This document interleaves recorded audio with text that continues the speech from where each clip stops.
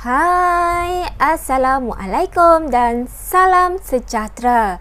Cikgu harap murid-murid semua berada dalam keadaan yang sihat dan kekal duduk di rumah.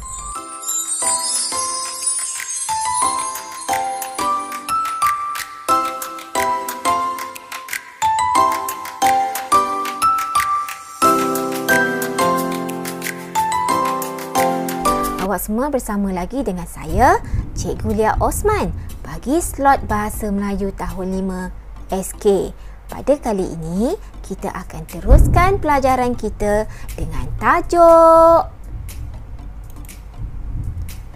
Kem Jati Diri, buku teks halaman 98. Kemahiran yang terlibat ialah kemahiran mendengar dan bertutur. Baiklah, seperti biasa, cikgu akan terangkan dulu isi pelajaran kita pada kali ini berdasarkan standard kandungan 1.1, iaitu mendengar dan memberikan respons semasa berkomunikasi dalam situasi formal dan tidak formal, serta standard pembelajarannya 1.1.3, iaitu mendengar, mentafsir dan memberikan respons terhadap soalan secara kritis dan kreatif. Seterusnya, objektif. Pada kali ini, cikgu berharap murid-murid dapat mendengar, mentafsir dan memberikan 3 respons terhadap soalan secara kritis dan kreatif.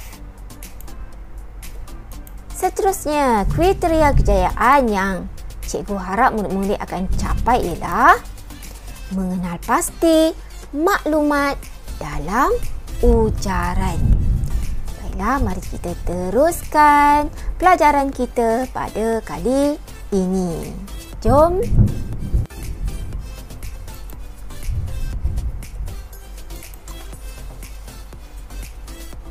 Baik, kita teruskan dengan aktiviti yang pertama, iaitu membaca maklumat.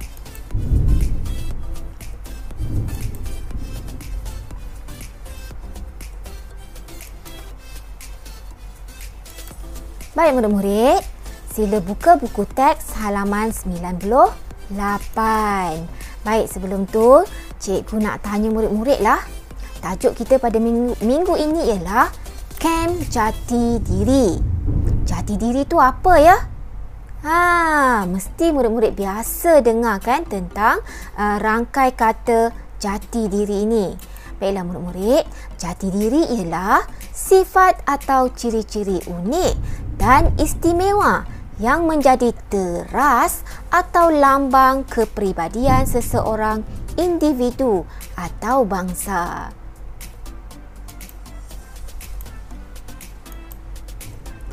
Baik, mari kita cuba teliti maklumat yang terdapat di halaman 98 ini, iaitu maklumat tentang Kem Jati Diri. Mari cikgu bacakan dan kamu ikut ataupun dengar. Kem Jati Diri. Afifi dan rakan-rakan terpilih untuk menghadiri Kem Jati Diri, anjuran sekolah mereka. Dalam risalah program itu, terdapat maklumat untuk bakal peserta. Kem Jati Diri. Stesen pertama, Sabtu pagi, pengisian program, ceramah disiplin diri dan latihan kawat kaki.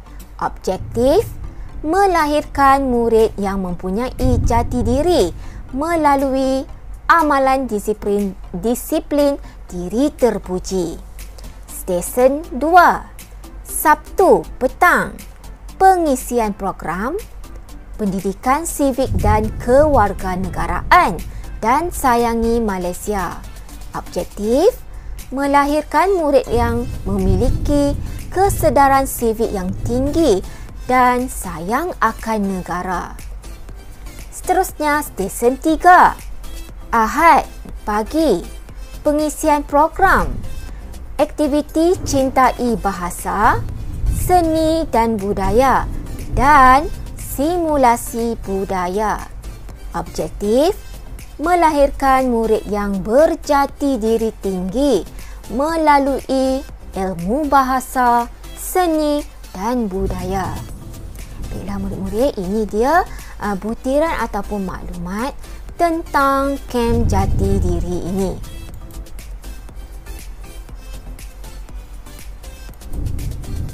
Baik, kita teruskan dengan aktiviti yang kedua, iaitu mentafsir dan memberikan respons.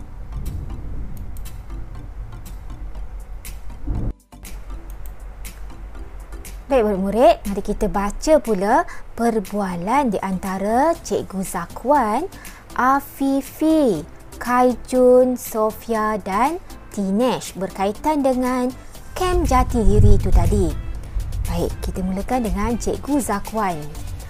Afifi, apakah urutan program pilihan kamu dalam kem jati diri itu? Minta jelaskan sebab pilihan itu. Kata Afifi, saya memilih program di stesen ketiga sebagai pilihan pertama. Saya memilihnya kerana ilmu seni dan budaya akan mengukuhkan jati diri saya terhadap kebudayaan warisan negara. Seterusnya, kata Cikgu Zakwan, pada pendapat kamu, mengapakah program jati diri penting kepada generasi muda? Baik, dekat situ ada ruangan kosong, kita akan lengkapkan kemudian. Seterusnya, tanya Cikgu Zakwan lagi, apakah yang akan berlaku jika kita tidak mempunyai jati diri yang kukuh? Baik, jawapan Kaijun juga dikosongkan di situ.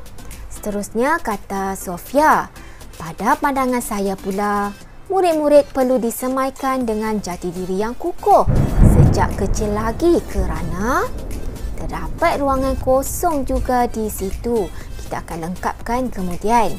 Kata Tinesh pula, menurut pandangan saya, program lain yang sesuai untuk membentuk jati diri ialah terdapat juga ruangan kosong di hujung itu. Jadi murid-murid, kita perlu lengkapkan perbualan mereka ini berdasarkan apa? Berdasarkan maklumat kem jati diri tadi, serta kamu semua juga perlu memikirkan idea yang bernas, logik dan munasabah untuk melengkapkan perbualan ini. Murid-murid, mari kita baca semula soalan Cikgu Zakwan kepada Afifi tadi, iaitu, pada pendapat kamu, mengapakah program jati diri penting kepada generasi muda? Baiklah murid-murid, kalau lihat kepada nama program-program yang ada dalam kem jati diri itu tadi, program-program itu bertujuan untuk memupuk semangat cinta akan negara. Baik, sebelum tu cikgu nak tanya, generasi muda ni siapa? Generasi muda ni ialah kamu semua yang sedang belajar dengan cikgu sekarang ni. Kamu semua ialah generasi muda yang akan menjadi pelapis negara, yang akan memimpin negara pada suatu masa nanti. Baiklah, kita lihat contoh cadangan jawapan lengkap yang telah cikgu sediakan bagi menjawab soalan Cikgu Zakwan tadi. Baik, soalannya bermula dengan pada pendapat kamu. Jadi, jawapan kamu juga mesti dimulakan dengan pada pendapat saya. Baik, mari kita baca.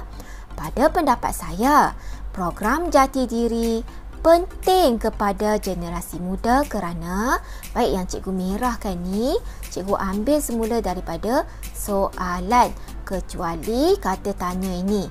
Pada pendapat saya, program jati diri penting kepada generasi muda kerana program tersebut dapat melahirkan insan yang mempunyai semangat cinta akan negara. Baik, seterusnya, mari kita lihat pula soalan Cikgu Zakwan kepada Kaijun. Apakah yang akan berlaku jika kita tidak mempunyai jati diri yang kukuh?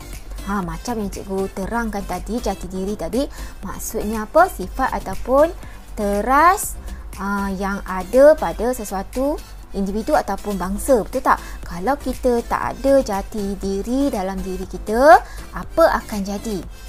Apa akan jadi ya?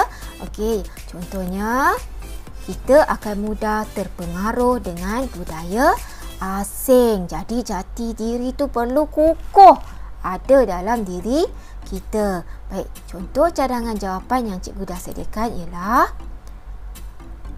jika kita tidak mempunyai jati diri yang kukuh, kita akan mudah terpengaruh oleh budaya asing yang tidak baik.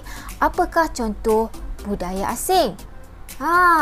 Contoh budaya asing ialah pengaruh-pengaruh yang kita boleh dapati daripada barat. Kebanyakan pengaruh-pengaruh yang tidak baik ni kebanyakannya kita mudah dapati daripada internet, seperti saluran-saluran yang mudah diakses oleh murid-murid seperti kamu semua. Jadi kamu semua perlu berhati-hati, pandai menilai mana yang baik dan mana yang buruk. Baik, kita teruskan dengan soalan yang seterusnya, iaitu bukan soalan, kata Sofia. Pada pandangan saya pula, murid-murid perlu disemaikan dengan jati diri yang kukuh sejak kecil kerana, baik, Sofia ni nak beri pandangan kenapa murid-murid perlu disemaikan dengan jati diri yang kukuh sejak kecil. Kerana